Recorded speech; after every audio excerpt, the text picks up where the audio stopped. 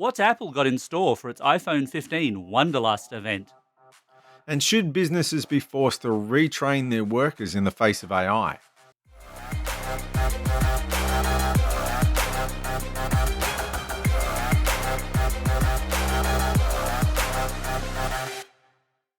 Vertical Hold is proudly brought to you by Uniden Australia.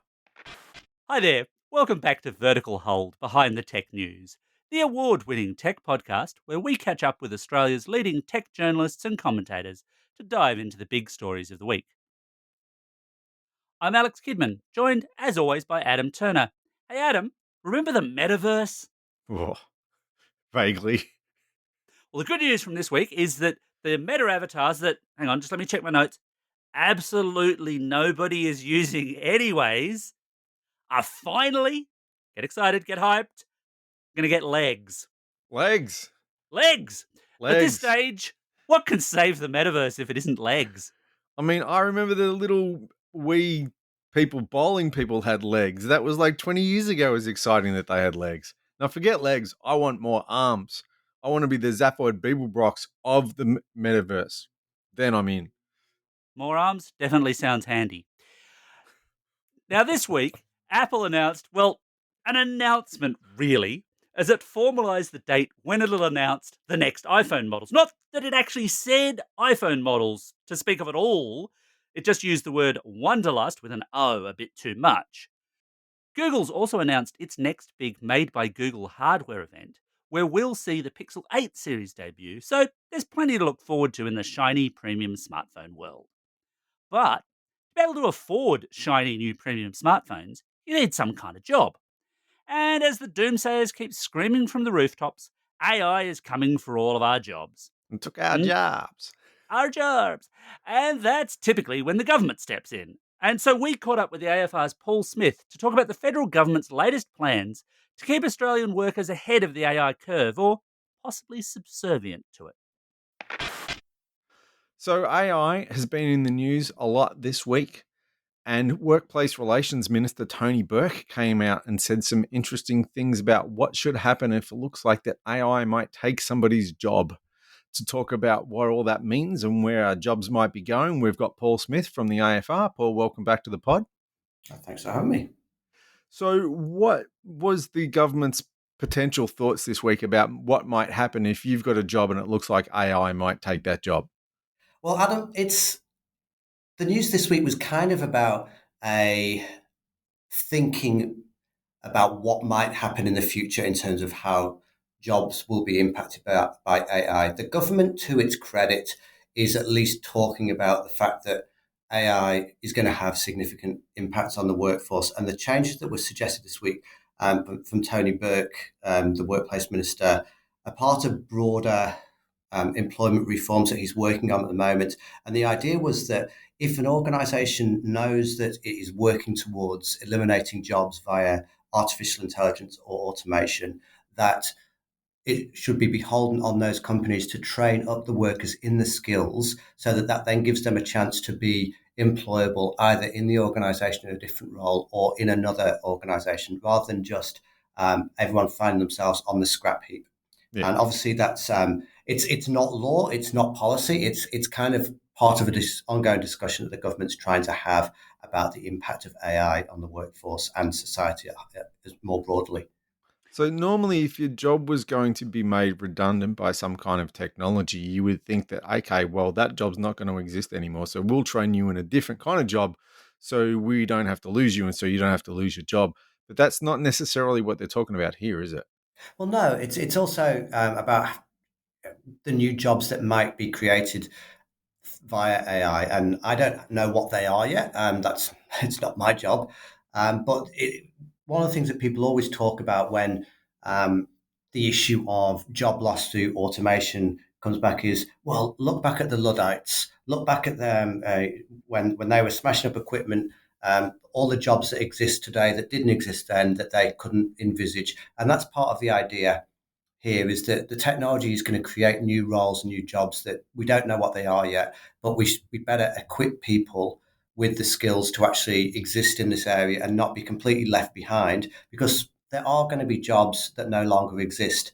And plenty of people shot down the idea and said it's not really feasible. And I don't think it's necessarily the right thing to do is be loading down more red tape on businesses who are trying to investigate how to use AI. Um, but there definitely is a sense that I wholeheartedly agree with is that you can't just trust business to do the right thing by employees as new technologies evolve. I've been covering AI and automation since well before ChatGPT was a thing. And the line that you always get from technology companies is this isn't going to cost people jobs, this is going to augment existing jobs. But we've all been in organizations where things have been augmented and people have been cast out on the rear.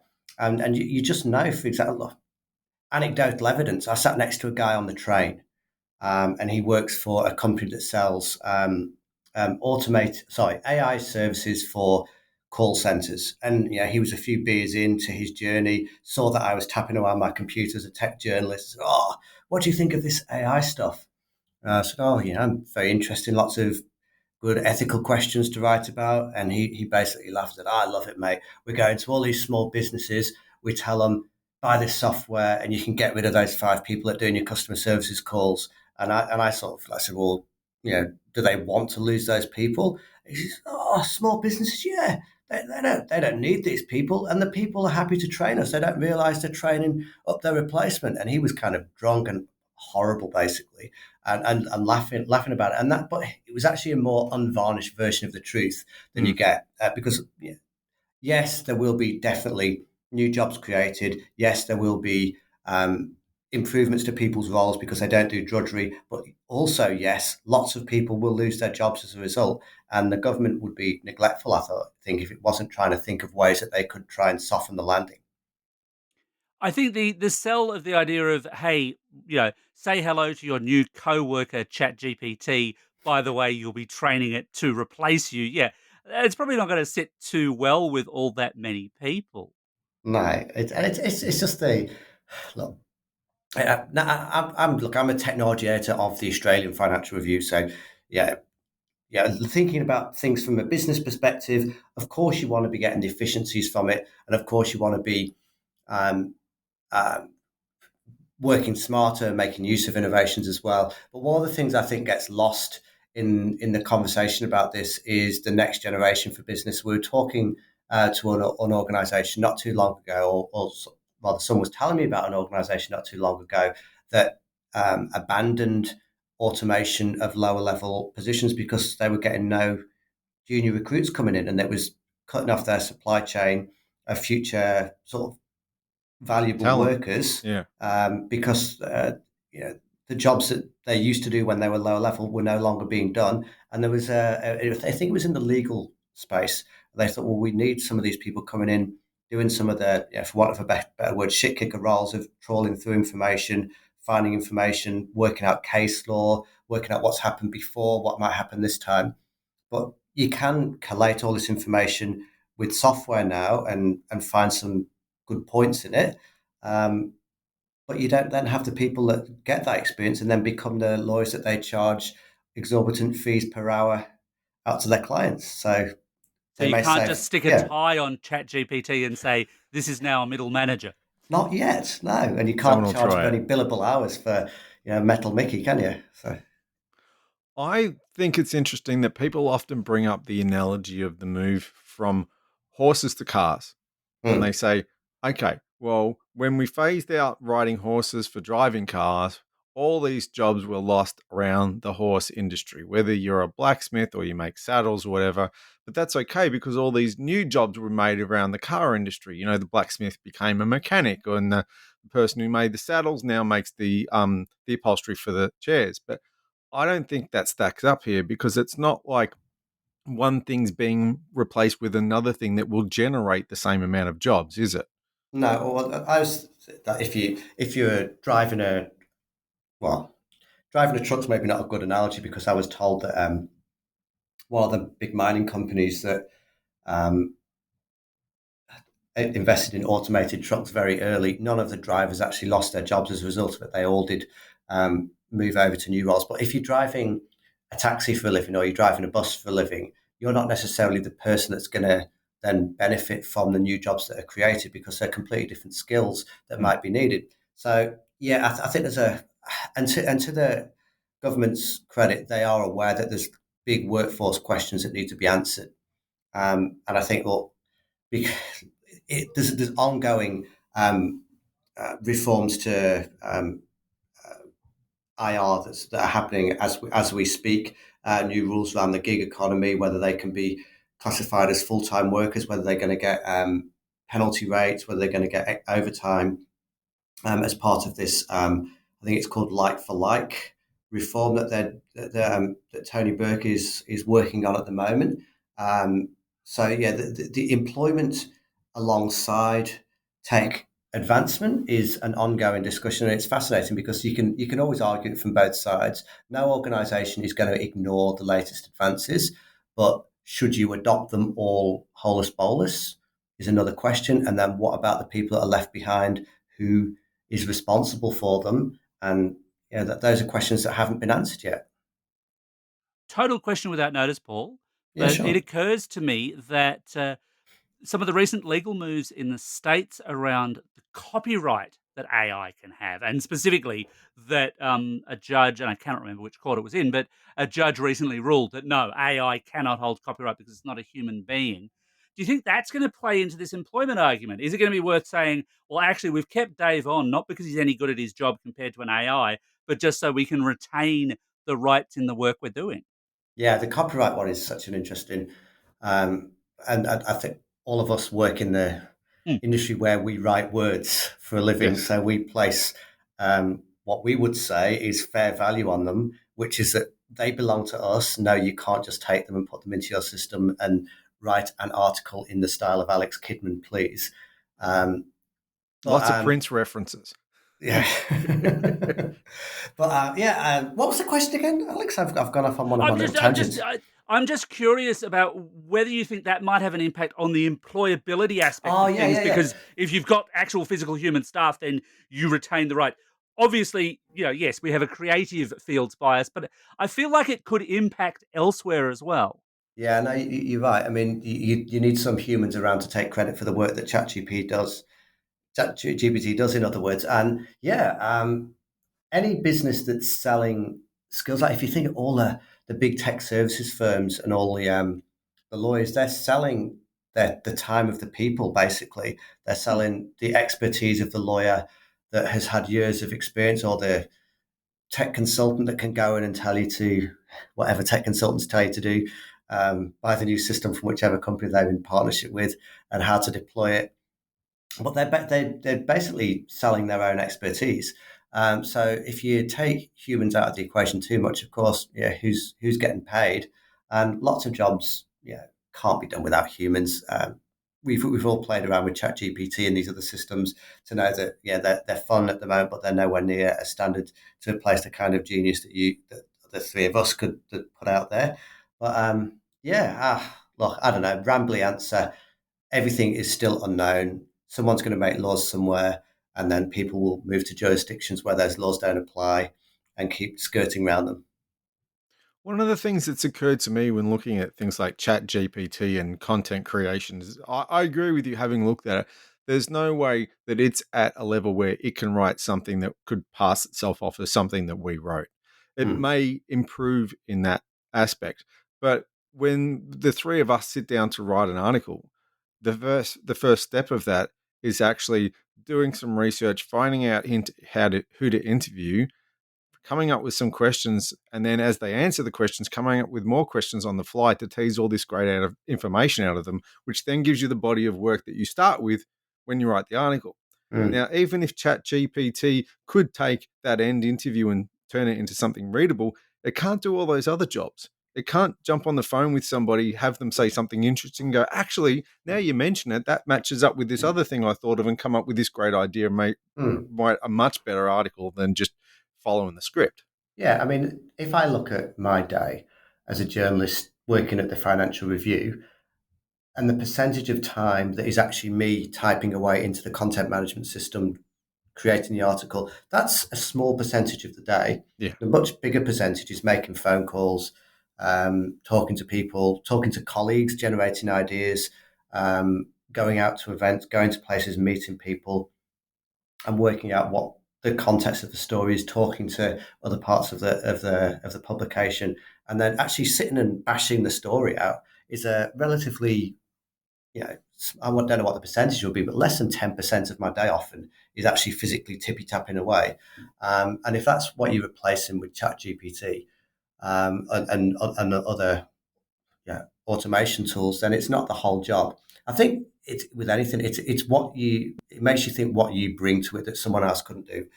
We're very sort of navel gazy as journalists and think about it in terms of journalism. So the obvious example I could think would be if you were working on one of these publications where there's not a lot of original content and you might be stealing stories from elsewhere and rewriting it. No one we Um, know.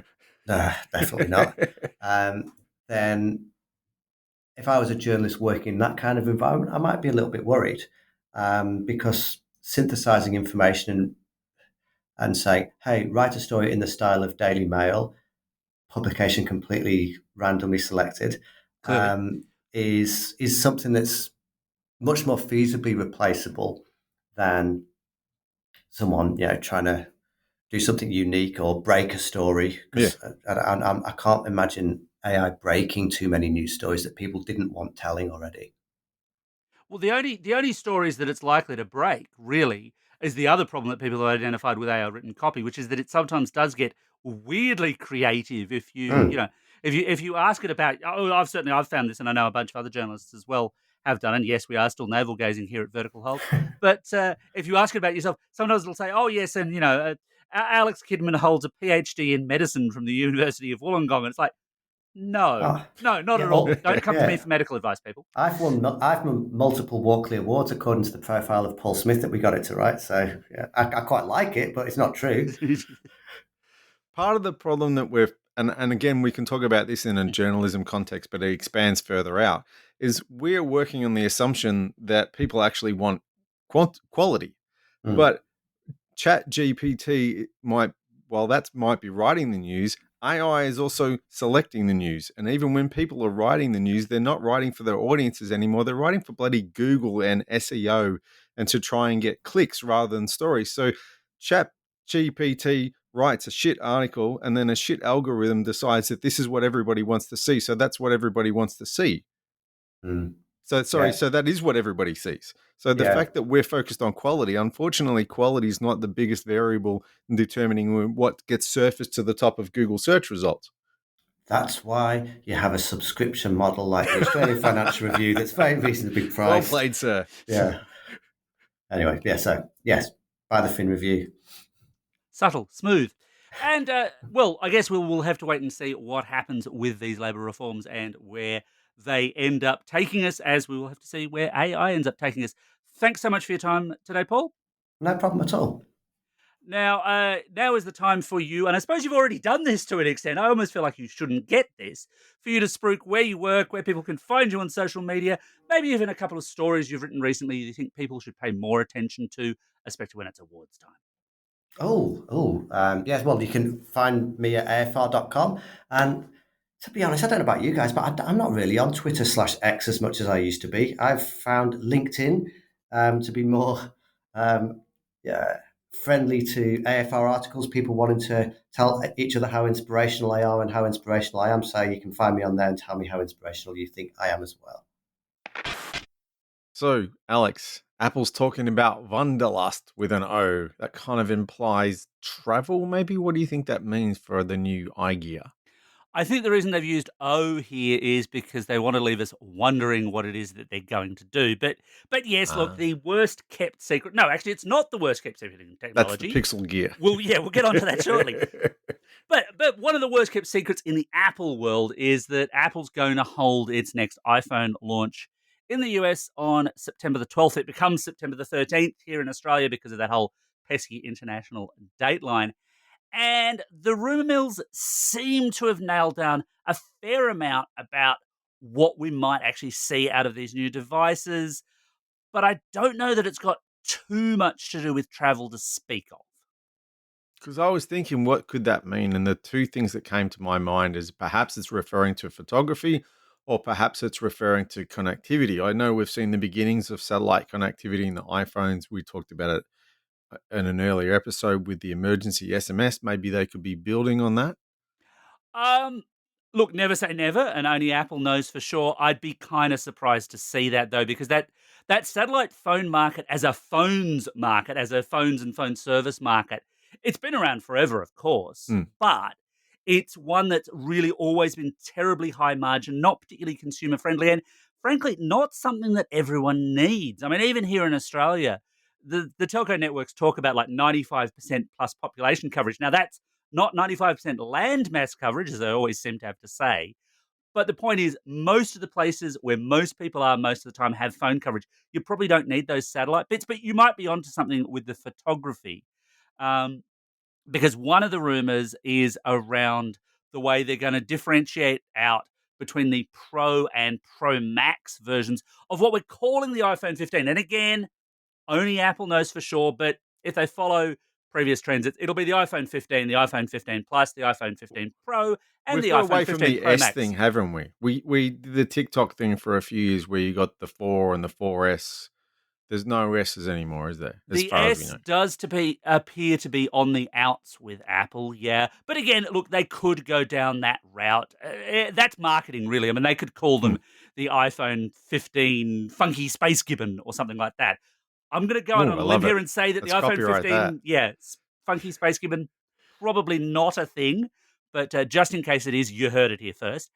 Um, but what we think we know there is that Apple is apparently looking at using the kind of periscope lens that we've seen in fact, on a lot of Android phones for a while now to boost the telephoto capabilities, but probably only for the Pro Max, not the Pro phone. And that's a really kind of interesting step for Apple to take. Hang on, periscope lens. If that is to be interpreted literally, that means it should actually let me look out over trenches while standing down in the trench. Surely it's not a periscope lens for looking up. Is it just a fancy name for a better zoom lens? Well, yes and no, but it's using the same principles as Periscope. So Periscope, as I think people will probably know, uses a bunch of reflecting mirrors. And Yeah. for smartphone photography, the way they make periscope lenses is basically really tiny mirrors. So you end up with a little block at the back of the phone that does that reflection, that does that magnification, so that you end up Okay. with a better zoom. Often with hybridized with either with another lens or with a heck of a lot of AI post processing to make things look a fair bit better. That's certainly what the likes of Samsung do with their periscope lenses. It's new territory for Apple, but what I find really interesting here, if the rumors are true, and we've got to apply this to everything. Again, only Apple knows for sure. But if the rumors are accurate, then Apple's really going to delineate out the bigger Pro Max phone from the Pro in camera terms. And that's not something they've done for the past couple of years. The cameras have been the same. And that's actually led to me generally preferring the Pro over the Pro Max because as a camera phone, it's a little easier to hold. It's a little easier to frame, I find. Yeah. Now, one of the things looking at they always send out this cryptic kind of image to go with their invites, which people, can use like a crystal ball and try and figure out what is going on. Some people looking at the colors in it, thinking maybe we might see a titanium body in some of the higher end models. Yeah, so some of the rumors have suggested that the Pro models will have at least partially titanium casing and that there might be a titanium color as well. Um, Beyond that, that image doesn't say a whole lot. I mean, it sort of looks like a sand dune to me. So Hmm. maybe Tim Cook is actually going to introduce, the Apple spice worm. Ah, I'll be I keen to love it. see that. Really, if only because I want to see who it eats on stage. But it seems that way. The other thing that I mean, this one's virtually all but assured. I can't see them not doing it. Is the shift to USB C? Now, how far away are we from when they don't have a choice? There's no actual law in Australia, is there, that says they have to Oh, no, use no, no. So USB C? this is all to do with EU edicts coming into force. That's I what I'm want thinking. to say next year off the top of my head, but you have Yeah, caught me on the hop. I'll be honest with the listeners. I want to say it's next year, so I think they might technically be able to swing it through to next year if they were pushing it. But basically, there's an EU edict that says that all smartphones are going to have to, and in fact, smaller mobile devices, not just smartphones, but smartphones yeah. is the big category here, are going to have USB C. They're basically Apple is going to have to ditch the Lightning port on pretty much the last thing, or certainly the last big significant thing that it's sold that still used lightning cables. And they'll do that basically as a global rollout. It's not worth them maintaining Lightning in some jurisdictions and USB-C in others. Look, I'd like to think so. It would feel surprising and not terribly Apple for them to say, Mm, yeah, look, some here, some there, bit of this, bit of that. That being said, in recent years, they've actually produced a lot more iPhone models than I ever thought they would, because of the way they've split things like 5G. So US 5G iPhones have millimeter wave. The ones we get here do not, for example. The China models are different again, but the China models are always different. No, I yeah. think the smart money says that we get USB C across the board. What gets interesting there as well is the rumor mills are suggesting that we might see faster USB C data transfer speeds for the Pro models. But I'm left wondering why you want that on an iPhone. I get what the big things you're getting on and off iPhones, I guess, are images, assuming you're doing it via, I was going to say Lightning, via USB-C, but these days a lot of it'd only be maybe high level photographers who want to get it onto their Mac, but a lot of this would be AirDrop or cloud or whatever. Yeah, you'd think so. The funny thing is, they've had USB C on the iPads, and especially the iPad Pro, for Mm. quite some time now.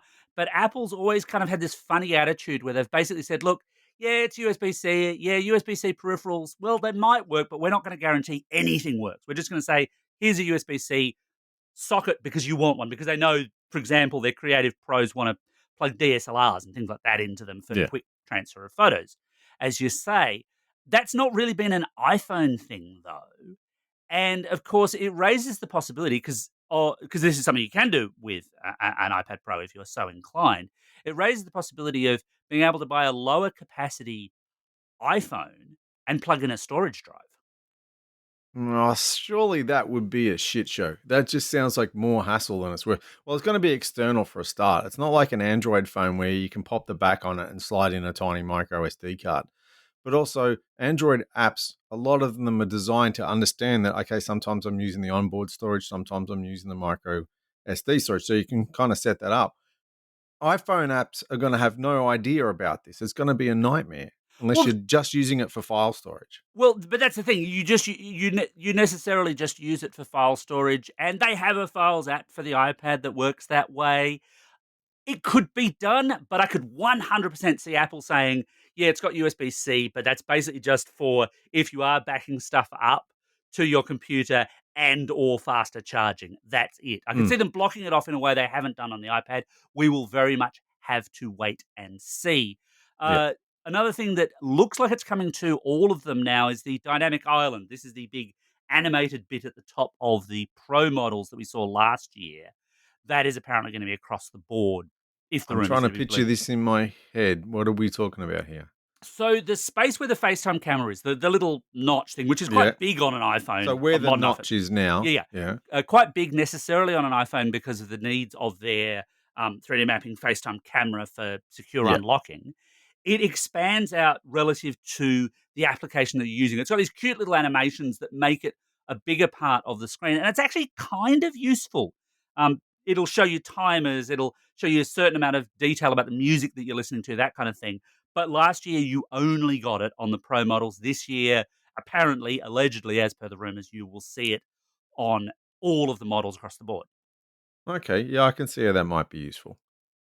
What we might not see across the board, though, and this, again, rumors, grain of salt, all of that, it's almost inevitable we're going to get a faster um, A series chip, presumably the A17, possibly again the A17 funky space gibbon or some other superlative prefix of Mm. Apple's choosing. Probably not that one because I've just said it and spoiled it for them.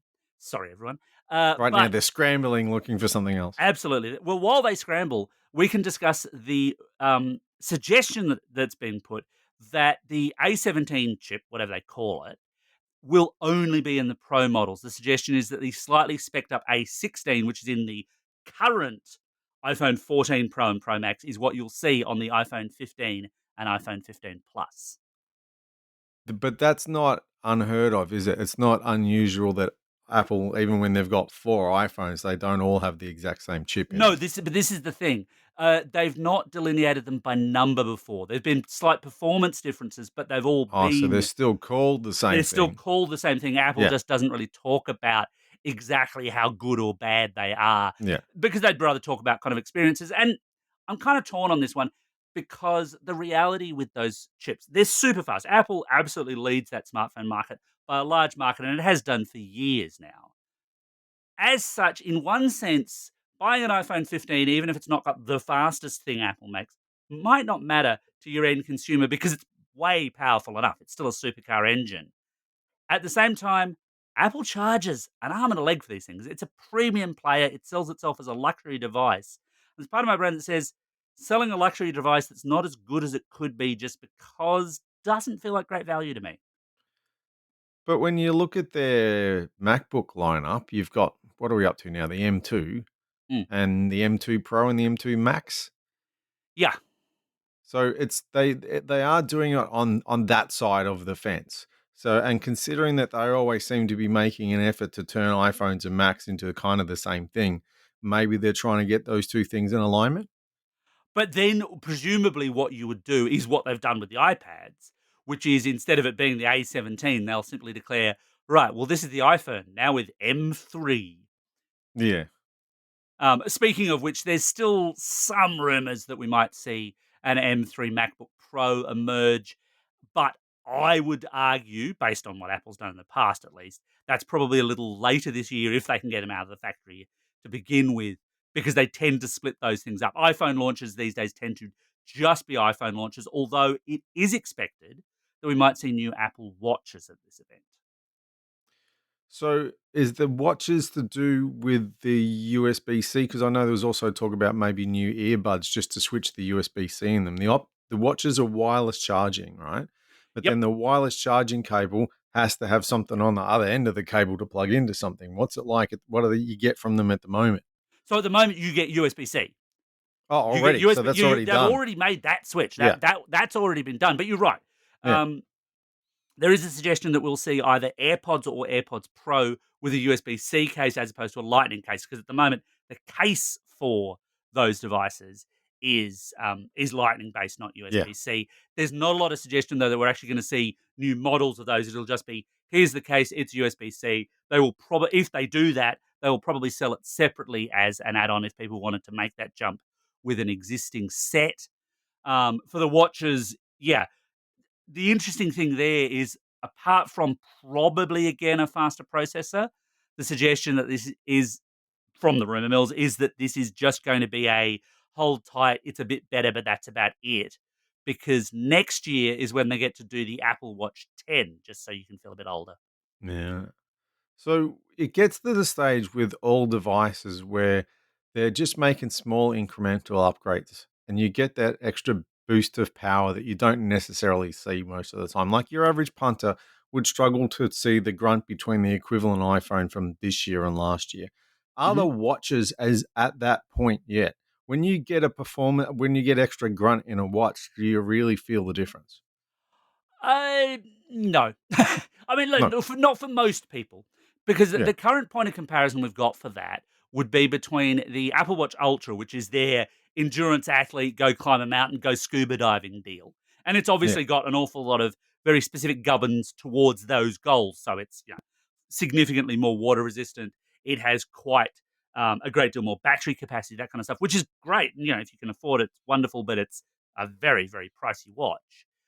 But in terms of like day to day operation of things with the Apple Watches, without Apple coming out with some massive new use case, I can't think of something where I look at an Apple Watch, where I use an Apple Watch and I think, this is slow, this is sluggish, this could be Yeah. a whole lot better.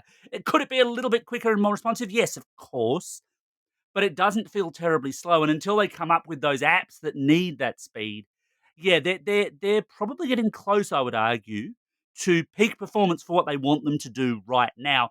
But I think that's actually broadly true across that smart wearables category. Okay, look at the phones, look at the watches, look at the kind of incremental upgrades. What do people actually want? What is it that people want from the next iPhone or want from the next Apple Watch that we may or may not actually get? Look, I'm tempted to say an edit button.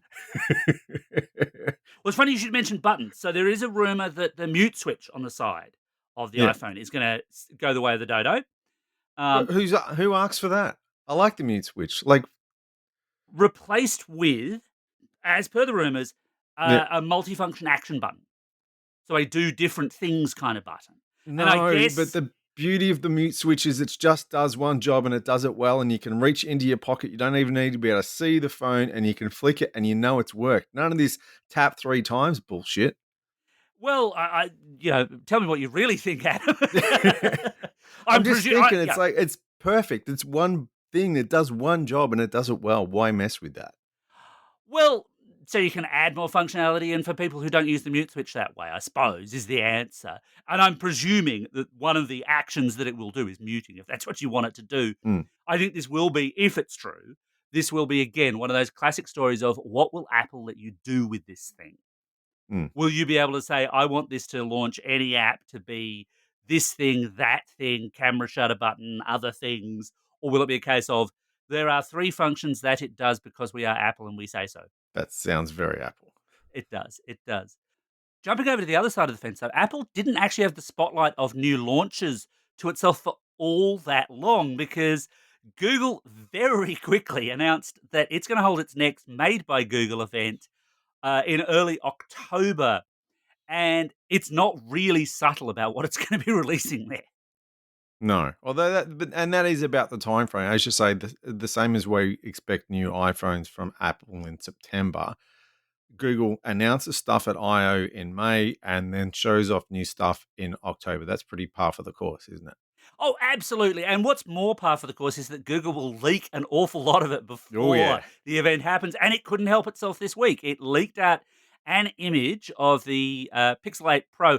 And just in case people thought, oh, well, that looks a bit like a Pixel 7 Pro, maybe it's just a weirdly taken photo in a slightly odd color or something, the alt tag actually said Pixel 8 Pro. Ugh. Just so there's no doubt.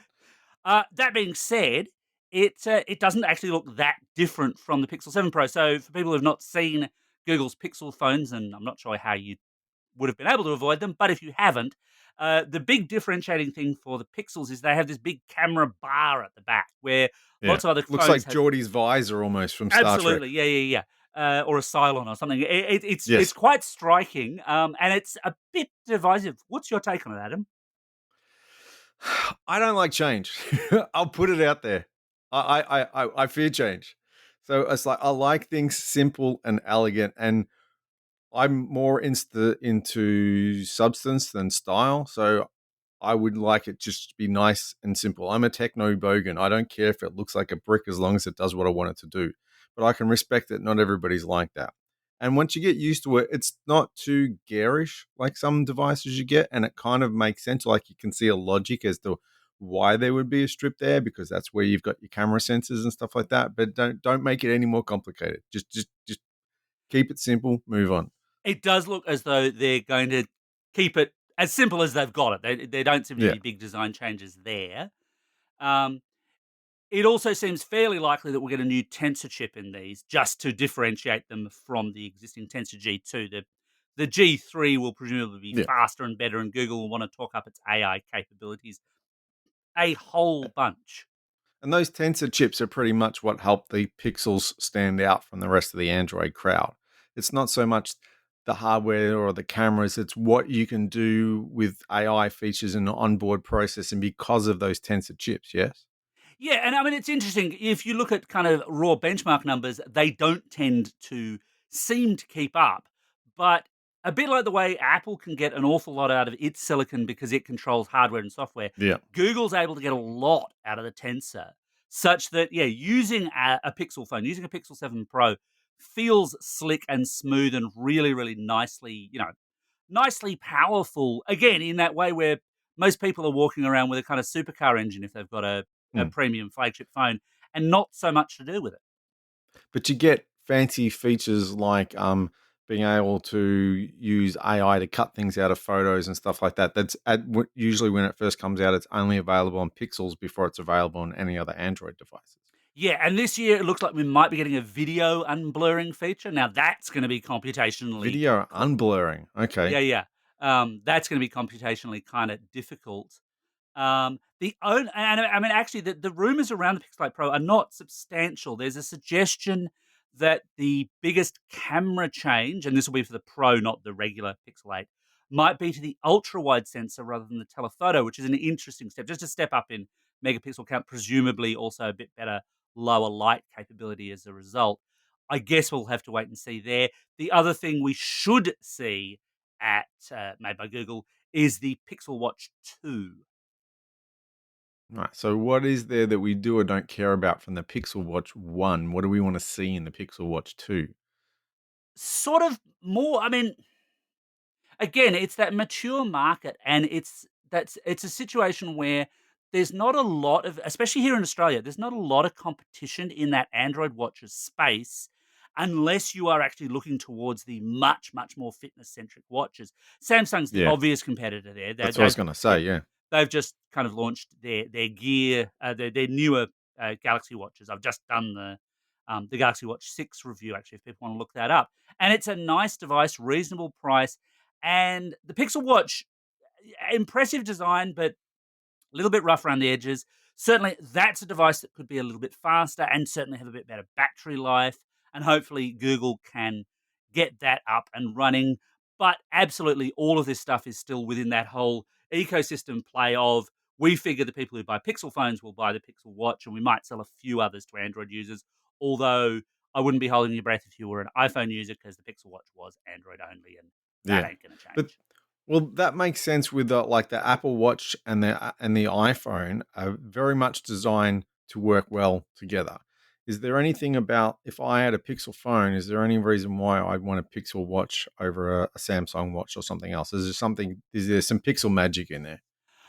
Well, the biggest thing, and again, this you see this if you do Samsung to Samsung, Apple to Apple, Google to Google, is you get that quick and easy pairing. The whole kind of, hey, I've recognized that this is a thing. Let's set it up. Let's get it going. Where if you're using other Android devices, you've got to find apps, you've got to do pairing. Sometimes it's a bit Yeah. messy that way. Off the top of my head, I can't think of anything that the Pixel Watch One did that was Android.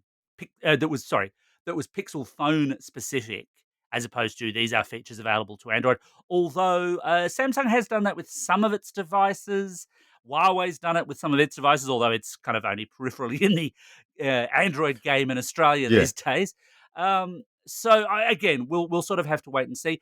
The other thing, though, that I would be really keen for them to announce, just finally, and this is total kind of speculation on my part, but the other thing I would be keen for them to say something about is the Pixel Fold.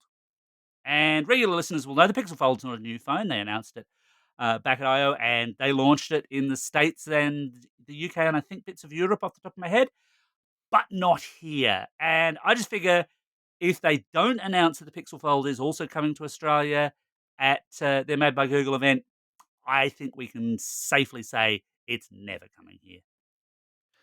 But they're not alone there in launching particularly foldable devices in only some regions. I mean, we've got IFA coming up this week in Germany, and one of the big rumors is that Honor's big foldable phone that I think they only sell in China might be coming to the West. So there's like other examples of we'll release it here and see how it goes. Yes. Oh, absolutely. Look, China has a whole host of foldable devices that we just don't see here at all. I would suggest it is unlikely, not impossible, but it is unlikely that we would see that on a phone here in Australia. Honor used to be a Huawei sub brand, Yeah. and there's murky, weird things about its ownership now. I know, so that might not hold it back just because Huawei exists here.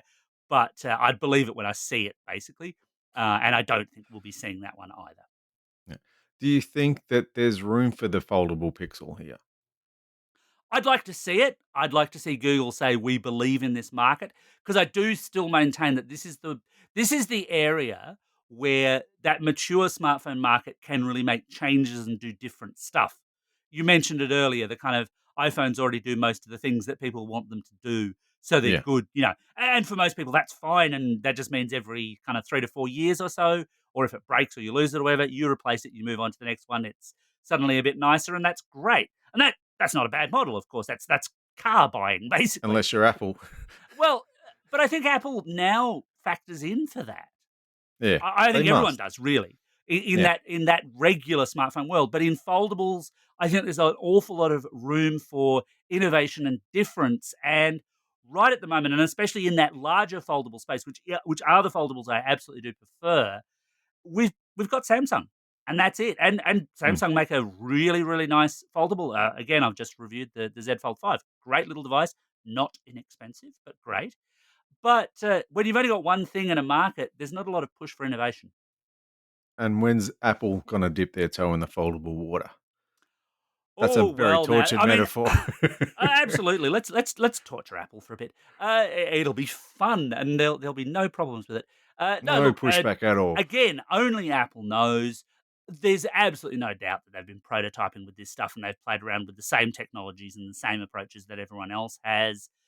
They will do that very Apple thing and wait and see how that market evolves. I would suggest if they're going to jump to USB C, that is going to hit some consumers a little harder than others. The ones who kind of go, oh, but I like Lightning. I've only got Lightning peripherals, etc., etc. And as such, certainly not this year. I would suggest probably not next year either. They'll want to wait to bed in USB C. So let's go with 2025, 2026 as the first dates where we might see the foldable iPhone. Lock it in, Eddie. Well, that just about wraps up this week's episode of Vertical Hold. Thanks again to Paul for joining us this week. And thanks to you for listening in as well. Now, we'd love to hear from you here at Vertical Hold, and there's a whole host of ways you can get in touch with us. You can drop us a line on the Vertical Hold webpage, via Facebook, Instagram. Adam and I are both on Mastodon, Blue Sky, and Threads variously, and Twitter as well, or X, because I keep forgetting that it's called X now. Thanks, Elon. And thanks everyone for dropping by. And yeah, let us know what you think of the show and what we talked about this week.